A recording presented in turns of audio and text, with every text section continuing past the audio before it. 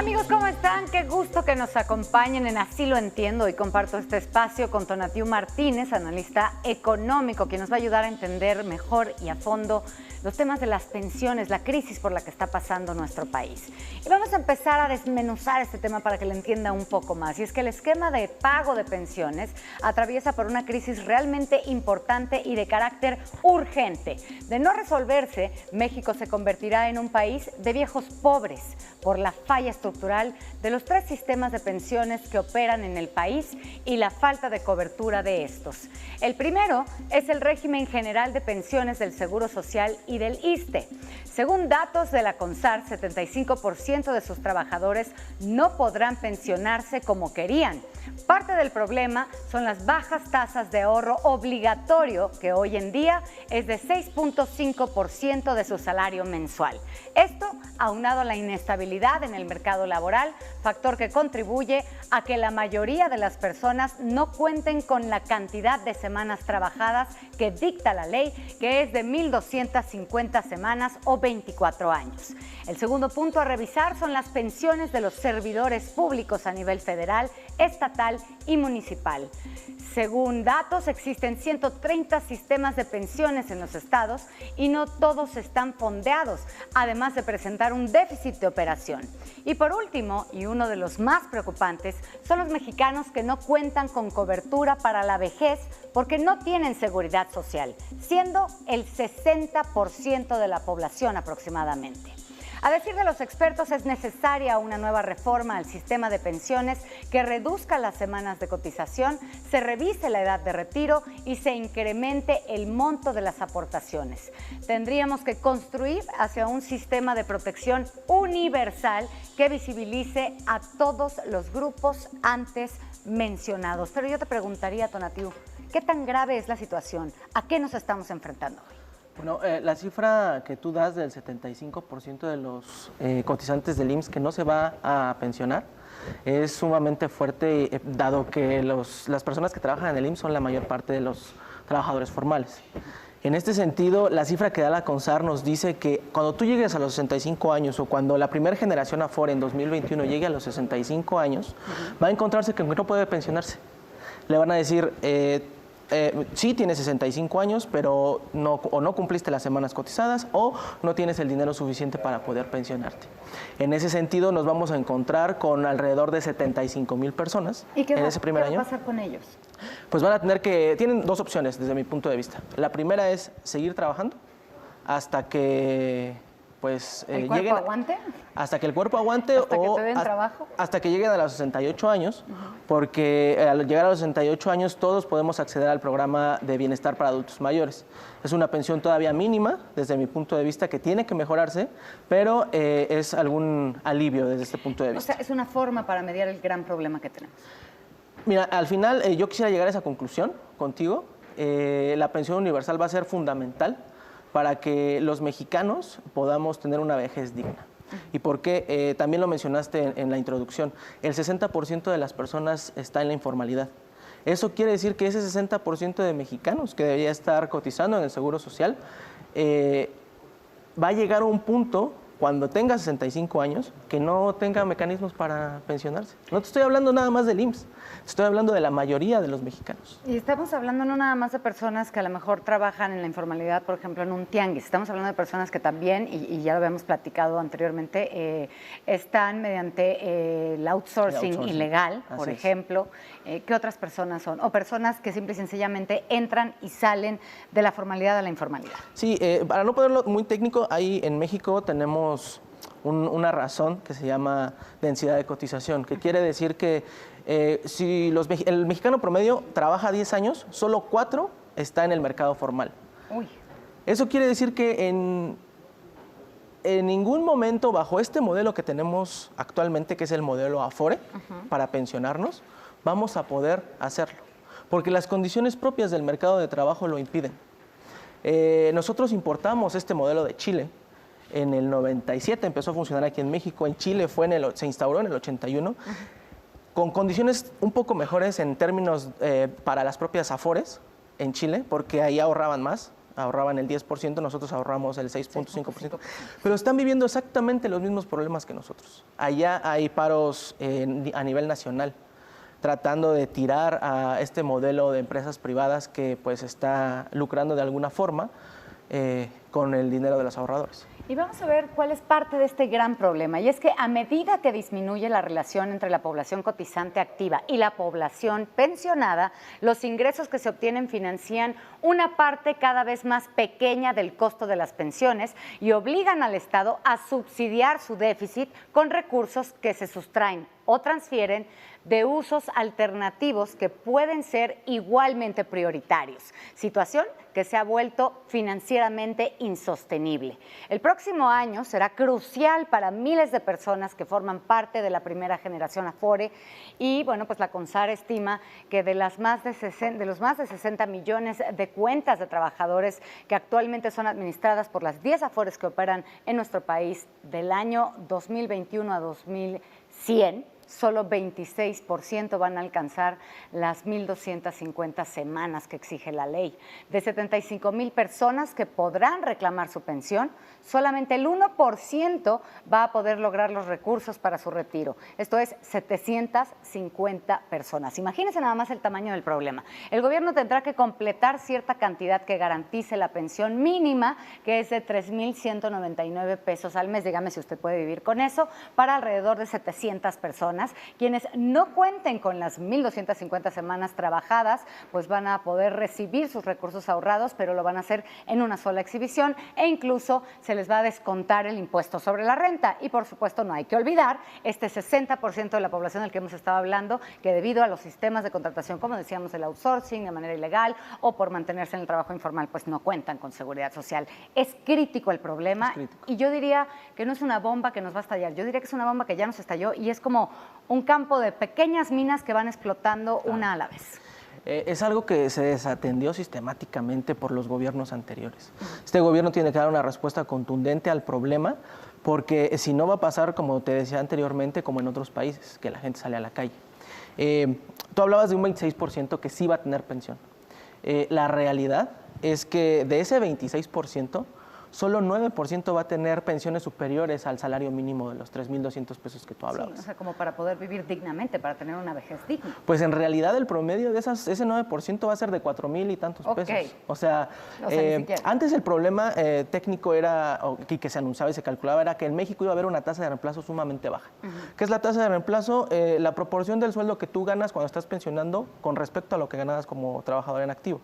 Si yo ganaba 100 pesos hoy, decían, antes el problema va a ser que la tasa de reemplazo cuando en México es del 30%, o se calculaba en el 30%, pues cuando sea pensionado van a dar 30 pesos. Y puedes decir, bueno, voy a vivir precariamente. Pero ya dijimos también que ese no es el problema es que no vamos a llegar ni siquiera a ese 30%. A ver, la gente va a estar en la calle pobre y va a tener o que trabajar o vivir de su familia. Y todo esto es consecuencia de un cambio que se dio en el 97. En el 97 surge la generación Afore, la generación que tiene que lograr por sí misma en lo individual ahorrar para lo que pueda para sobrevivir. Pero el problema es que en México los salarios son tan bajos que no te da para ahorrar. Claro. Hay otro debate bien interesante y es que hasta hace poco, tal vez menos de un año, no se hablaba de esto. La postura de muchas de empresas, de las Afores incluso, era únicamente subir cuánto ahorras, tu tasa de cotización. Bueno, ayer el presidente de Amafore estaba en el Senado y dice, bueno, yo creo que vamos a tener que regresar a hablar de este esquema de redistribución. Vamos a hablar de solidaridad nuevamente. Y eso es algo que hasta en los libros de los neoliberales se había borrado ya del mapa, ¿no? ¿Pero a qué te refieres cuando dices vamos a hablar de solidaridad? La seguridad social siempre ha sido un mecanismo de redistribución, ¿no? La seguridad social nace como la conocemos y como la importamos nosotros en Alemania, con Bismarck, y es una medida de protección para los trabajadores. Las pensiones son parte de la seguridad social. Bueno, con el modelo de las Afores cortaron a las pensiones de la seguridad social en su conjunto, que de por sí en México es mala, y entonces nos entregaron a un modelo de mercado donde pues tenemos que estar por nosotros mismos. Antes nos cuidábamos entre nosotros, ¿por qué? Porque al momento de que te pensionabas, en términos de proporción le daban más al que menos tenía. Ahora. Ya no hay redistribución. Entonces, si te alcanza para pensionarte, pues te puedes pensionar, pero tampoco te va a alcanzar para eso. Uf.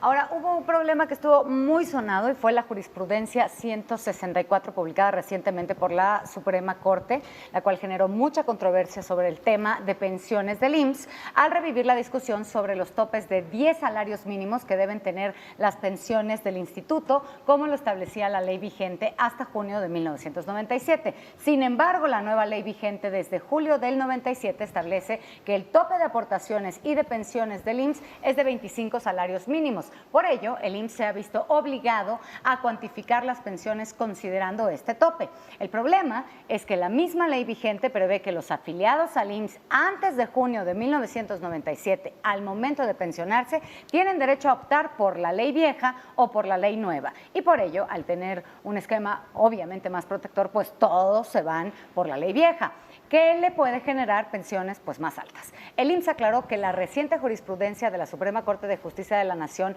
no altera el mecanismo de cálculo para el pago de pensiones a los trabajadores, por lo que están garantizados los derechos de todos los pensionados y va a continuar utilizando el tope de 25 salarios mínimos para el cálculo de las pensiones, como lo establecía la ley de 1997. Es decir, el problema solamente es si te amparas.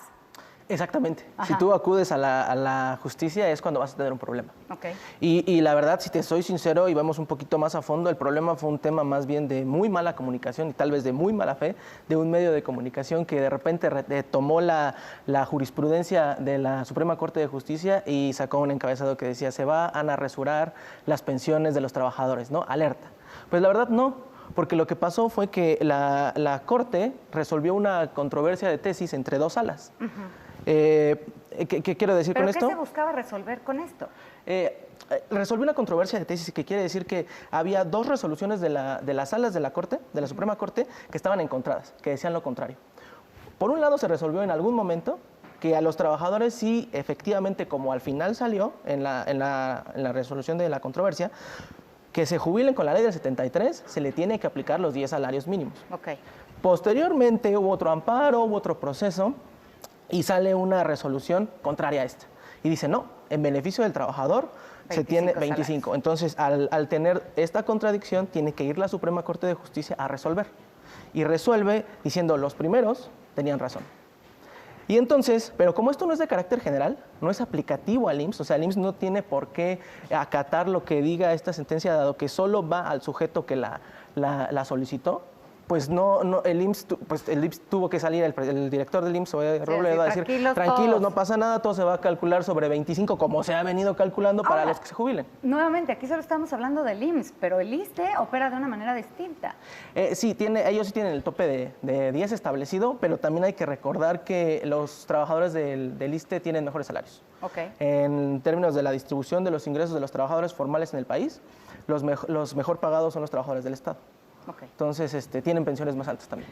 Bueno, y es que mire, de acuerdo con la Comisión Nacional de Ahorro para el Retiro, la CONSAR, en 2021 cumplirán 65 años unos 75,000 trabajadores que se van a retirar bajo este esquema de Afore, de los cuales solo 750 van a cumplir pues con el requisito para pensiones, como ya lo habíamos mencionado, pero de estos solo 50 va a contar con el ahorro suficiente. El resto va a necesitar apoyo del gobierno para conseguir una pensión de 3,199 pesos mensuales. El problema es que en 2019 el gasto en pensiones ya llegó, y escúchenme bien, a 876,940 millones de pesos, un 15% del gasto público total, y tiene una tendencia creciente, según datos de la Secretaría de Hacienda.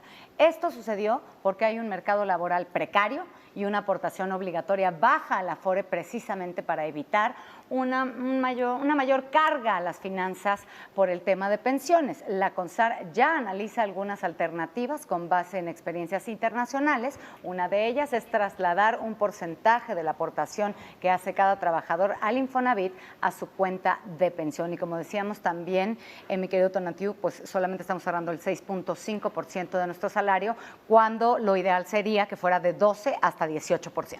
Lo ideal sería de 12 a 18%, pero en mercados de trabajo más fortalecidos que el nuestro.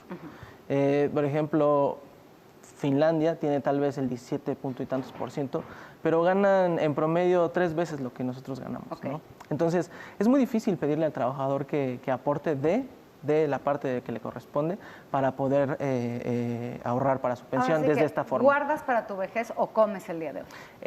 Ese también es un tema de los sistemas de pensiones, este relajamiento del consumo hoy para tener consumo mañana, consumo futuro.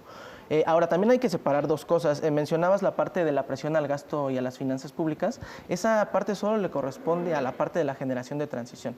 La generación Afore no aporta todavía presiones al gasto, por lo mismo, el mismo cambio implicó que separara el gasto del gobierno. Hay propuestas internacionales, tienes mucha razón.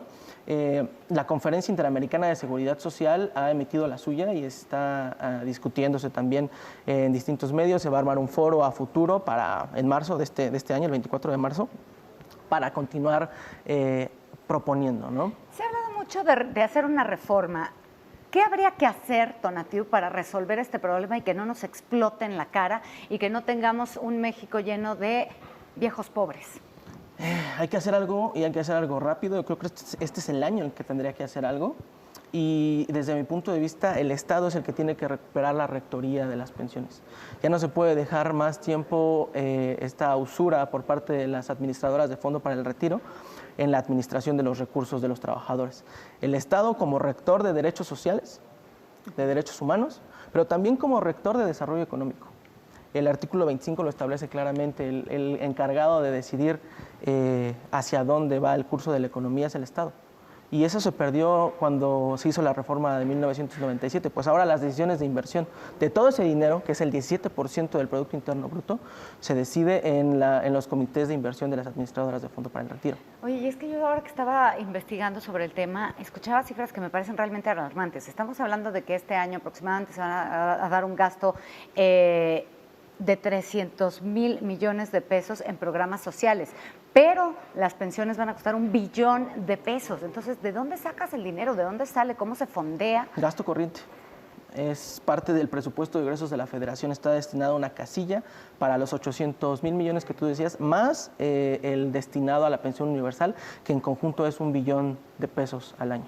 Ahora, otra parte de la población que se va a enfrentar sin duda alguna a este gran problema somos los jóvenes, y es que en México la mayoría de los afiliados están en el nuevo sistema de pensiones, el de las Afores, y con ello están condenados a tener micropensiones de un salario mínimo. No habrá necesidad de aplicar topes máximos porque todas serán mini pensiones a partir del próximo año, de 2021, que es cuando se cumplen los 24 años de vigencia de la nueva ley del IMSS y cuando podrán pensionarse los afiliados desde julio de 1997. Este esquema haría que el monto que estas personas reciban para la vejez sea totalmente insuficiente. Además, hoy en día mantener un empleo formal, y ya lo decíamos, por mucho tiempo es prácticamente imposible. El outsourcing, el freelance, el empleo informal es cada vez más común y complica muchísimo el que los trabajadores puedan cumplir con las semanas de trabajo que la ley pide como requerimiento mínimo para poder lograr esta pensión,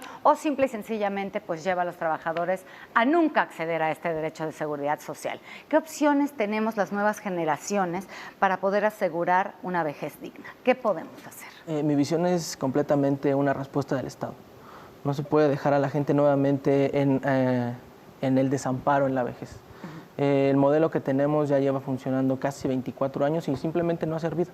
Tenemos que regresar a esa rectoría, a esa protección estatal, esa solidaridad entre las generaciones y dentro de las generaciones, porque la desigualdad es tan grande que no podemos hacer otra cosa que jalar de donde hay más recursos, ¿no? Hay grandes actores que se han aprovechado del modelo económico vigente y de hecho en la propuesta de la Conferencia Interamericana de Seguridad Social también se promueve y propone un etiquetado especial a ciertos sectores, algunos dañinos, algunos que se han aprovechado más, para que fonden pensiones. Dos grandes fondos de pensiones, la pensión universal y la pensión para las personas que están en el mercado formal. Entonces, desde mi punto de vista, tenemos que formar un modelo mixto de pensiones, se conocen, o multipilar, en donde se nos dé por un lado a los trabajadores, se nos dé una pensión básica, independientemente de cuánto ganes tú, y que tú puedas complementar con tu ahorro voluntario. Eso se puede. Pero también tenemos que complementarlo con otro gran módulo que será la pensión universal y que va a ser, dada el nivel de informalidad, la solución momentánea para todos nosotros. Pero hay algo clave, tenemos que aumentarla. Hoy es muy poco y tiene que elevarse. Pues hay que apostar hacia allá, vamos a ver qué es lo que sucede este año crucial para esta reforma, para que todos podamos contar con una vejez digna. Tonatiuh, muchísimas gracias por estar aquí con nosotros, Tonatiuh Martínez, y pues darnos esta claridad del panorama. Y sin duda alguna, si usted está como yo, que está completamente sin nada, pues al menos empiece a buscar un método para poder ahorrar para su vejez y que la pueda vivir pues al menos dignamente. Muchísimas gracias, Tania. ¿Qué tenemos? Bere, vamos a tener, ¿es o no es políticamente atractivo realizar ahora una reforma al sistema de pensiones? Además, bueno, de realizarse una reforma a este sistema, ¿después de cuánto tiempo se podrían ver reflejados pues, en los recursos, en el ahorro de los trabajadores, pues estas reformas? Es lo que vamos a tener, quédese con nosotros. Pues no se lo pierda, adelante con Tania. La verdad es que está muy interesante este tema. Yo creo que es un tema que nos atañe absolutamente a todos. Yo le agradezco que haya estado con nosotros en Así lo Entiendo y no se lo pierda mañana porque vamos a estar hablando sobre la legalización o no legalización de la marihuana. ¿Qué va a pasar? Este también es el año crucial para ello, así que nos vemos mañana en punto de las 4 de la tarde. Muchísimas gracias, Tonatiuh Martínez. Muchísimas gracias a ti. Hasta luego.